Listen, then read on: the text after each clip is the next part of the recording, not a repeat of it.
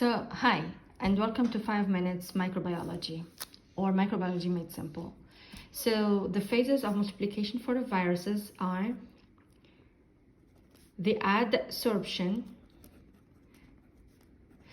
There's where the virus come in contact with the surface of a bacterial or the host cell. The second is the penetration. Is when the nucleic acid penetrates the cell, and if it's an enveloped virus, then it's gonna get inside entirely, taken with it a part of the envelope of the cell or membrane, or the envelope of the host's membrane or the envelope. Then it's gonna be the replication, then the maturation.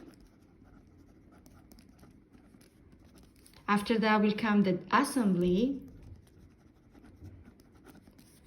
and then the release. These are the typical phases of a viral multiplication. Now, there is two types of viral multiplication. There is the viruses that goes into a lytic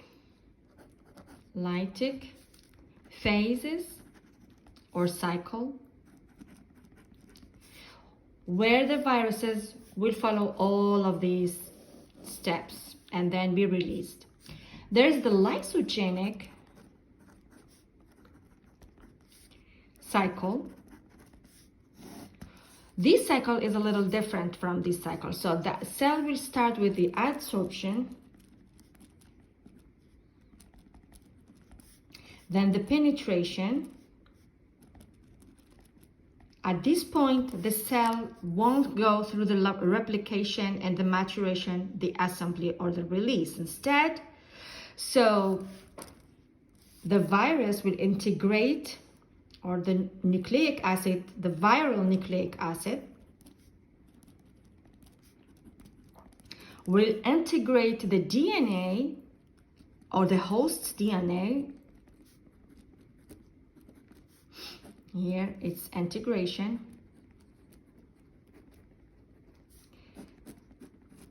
Instead of replication, now the DNA will code, or the chromosomes will code for the virus, will code for the viral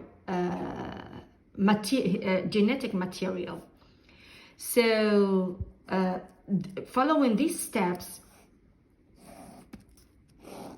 the virus will be in a state where it's like hidden in the cell,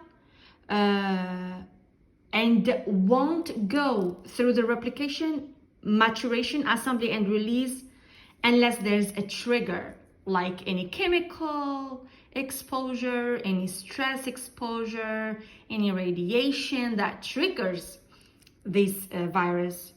After it's been triggered or activated, then the virus will go through the replication, maturation, assembly, and release. This type of lysogenic cells or virus or cycles, the lysogenic viruses may cause serious illnesses and diseases such as cancer, because they reprogram the cell, the host cell, or they may also affect the bacterial cell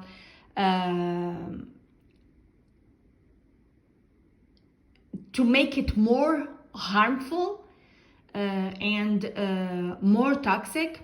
There is another type or cycle, which is the lysogenic conversion.